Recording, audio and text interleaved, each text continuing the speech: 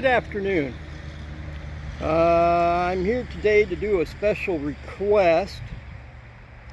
I've been asked to show my technique or philosophy, I guess for lack of a better word, philosophy and approach to recoil management. And let me empty this real quick here. And for today's purposes, I happen to have Grizz Getter with me. Now, so to confirm, if you can see in there, we are empty. Okay. Now, first of all, I can't do anything without telling stories, but to start with, for good many years, this was almost like I called a parlor trick, because I love to challenge not only myself but others with this. And but I'm going to start by talking about the wrist breaker thing. Now, these big boomers get called the wrist breakers, where in my opinion, in my philosophy, that's the only thing that I don't want to give. So to start with, my father taught me this as a young man, and I mean young man because I've been shooting big boomers, and you might laugh when I say what my big boomer was at the time until you hear the whole story. But I always assumed he learned this from the military. And I don't remember if he actually said it that way or not, because when you look at some of those training videos from back at the same time my father went in, it doesn't show that specifically. You know, they show this guy half squatted and going, I don't know if you can see this, going straight down like this and calling with a 1911. So where Dad got that from, I don't know. But that big boomer I shot was a model 1917 Colt. And you say, well, that's not a big boomer, and that is true, except this one happened to be specifically a 45 Colt that was, they also accepted the ACP, where most of those 1917s was ACP only. And I was 9 years old the first time I shot that. My dad was adamant that we spent hours working on recoil stuff, whether it was rifle or whatever, before I ever pulled the trigger. But what he always taught me, and I'm going to see if I can keep you in, and I'm also going to try to get you at least 3 angles of what happens here. So for the lack of not wanting to point along the line, I'm going to put this over here for right now. Okay, I might even put it over to this side just a little bit. But one of the first things that I'm going to go with, and then after that I kind of developed this on my own. And of course, this is the first time I've shot Grizz Getter since getting rid of that Uncle Mike's piece of rubber. And she's dirty because she rides with me every day. But nonetheless, the thing he taught me was to take this wrist and snap it in and lock it in like so. So I mean, I ain't got nobody here to test this with me. I wanted to bring up the crick with me to help me with this, but in other words, what that's going to look like, instead of being out here like this, I'm dropping it like that, and then my elbow is slightly bent. This is allowed to give, this is allowed to give, this is not. Now, another thing they'll tell you is you got to decide which side of the head you're going to go with. And that's probably true. But for me, because of the way I'm sitting here, and partly because of the rifling twist on this, it'll almost every time drift it right here like this for me. So if it does get to be too big of a boomer, naturally it comes to my left hand side. But that's for me. The second thing I want to talk about is follow through.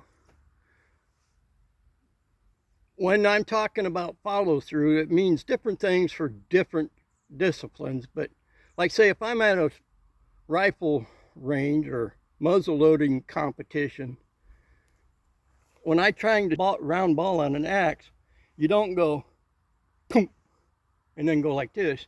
You sit here like this, you pull the trigger, of course you go through the recoil.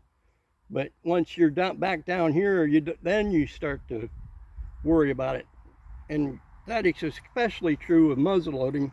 In case of a hang fire, you want to keep it downrange anyway. So I'm never in a hurry to drop it. Now, the same thing in archery equipment.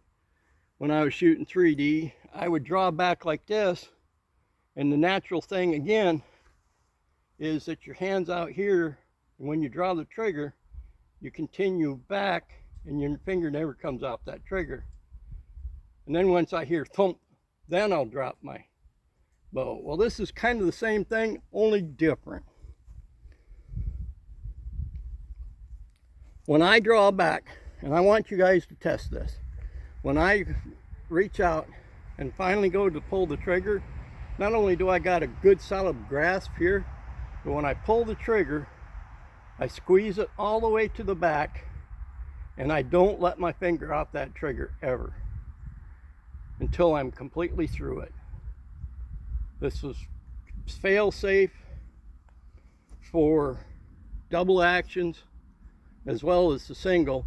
But here's the one thing I want you guys to try. You take your finger and just sit it here relaxed, right? And you think you got it.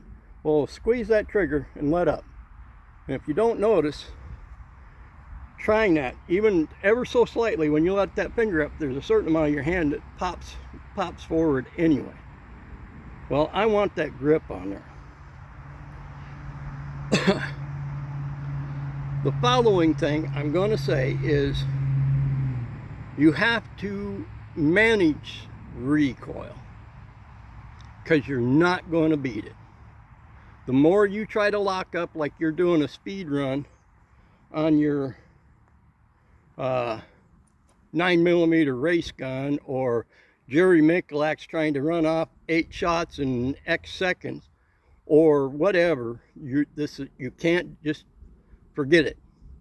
Forget everything you learned, and you worry about one shot at a time. Because even when I'm running a revolver, my mentality still is one shot, make it work.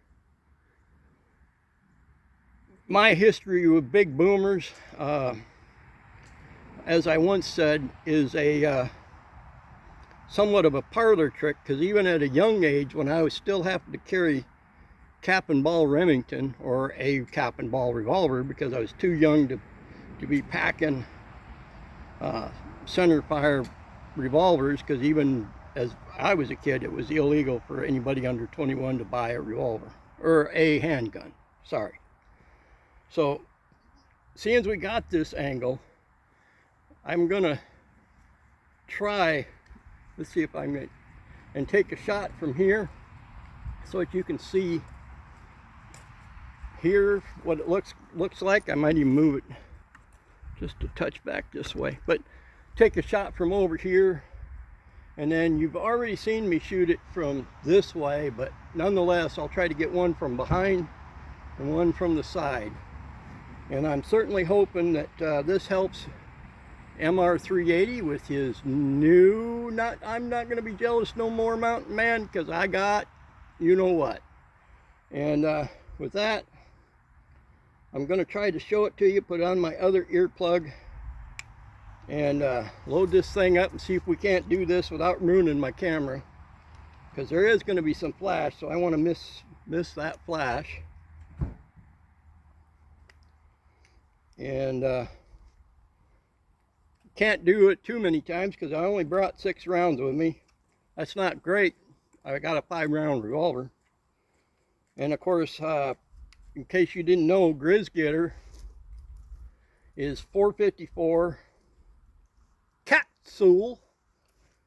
And I'm running not an overly aggressive load at 310 grain hard cast. Don't know what the velocities is on this. I just know that the company I bought them from, when they did a video on them, said they're not quite what they had expected. I could never get the numbers out of them because somehow they thought that meant I was asking them for the load data. But nonetheless, I'm going to try this from over here and try to avoid this for you. Again, here it looks like, fingers off the trigger, locking that in, right? So I hope you see that my wrist is not moving. So now I'm going to move it over here.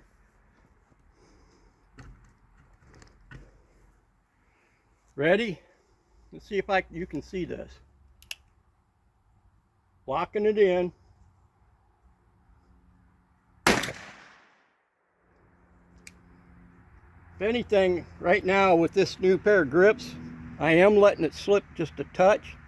But if you notice, I know it's hard for you to notice, I'm not losing grip enough to hit the back of this trigger guard at all.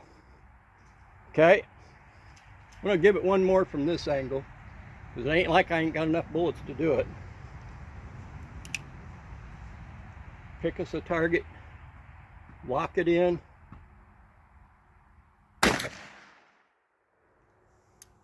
Okay, so we're going to go over to my backside. I don't know if you noticed that it did go to my left side of the head. Matter of fact, let's do one more just to see if I can see it. And then locked it in.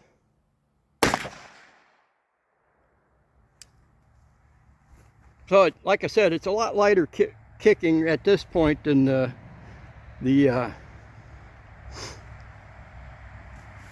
Kodiak Nightmare, but nonetheless, it is what it is. Can we see me in here? Okay, from the back side.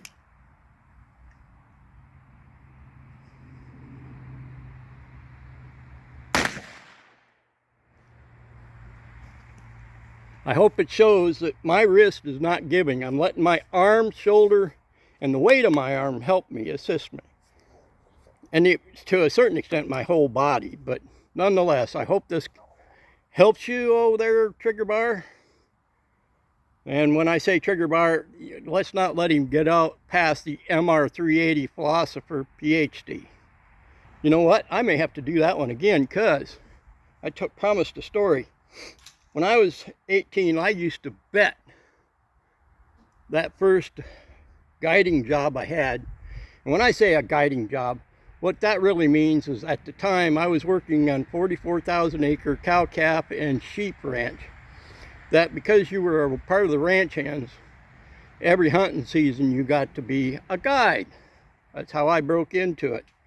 And the first time I had that happen, I was carrying my cap and ball. Somebody came up with a 44 Remington Magnum, Red Hawk no less, gave me a hard time about my cap and ball revolver and how weak it was. And I says, well, it might be weak, but you might be surprised what it will do. And he got to bragging on that. And I finally told him at the time, I says, look, I'll shoot your gun for you, one-handed, and I can shoot it better than you can. And at that point, my boss looked at him, told the client, that guy right there, and he was pointing at me, shoots his bow better than you do your rifle. If you treasure that revolver, put it back in your pocket. But since that day, I mean, I pushed the limits in hand cannons, you name it, and I don't care what it is. My first test is always single-handed. And before I finish, just because this is my stance for single, doesn't mean really overall that I change it by putting 2 hands on it. The only difference is I am not trying to beat the recoil with my second hand, and more than anything, I'm using the forbidden teacup, because once that thing goes, I let it go like this. And I don't know, did I keep enough to do that? I guess technically I did, because I got one in my pocket. This is taking a little bit longer than I thought. Let me see, it's going to be over in the other pocket.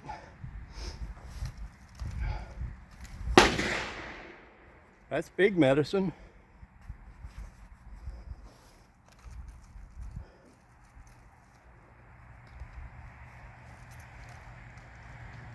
Come on, where'd it go? There it is. See, big medicine to Grizz Getter. But so because I can, I'm going to show you the two-handed approach too. It's not really any different. So okay. So again, I'm going to do it set up one-handed, right? Coming around, my finger's not in the trigger, locked in, and I'm going to come around with the second hand just like this. This ain't really controlling anything. A lot of people talk about this biting right here, so if I ain't trying to hit it here, it misses it. Okay, so I'll try this again. Came here wearing your feelings on your sleeve, looking to get butt hurt, you may have came to the right place.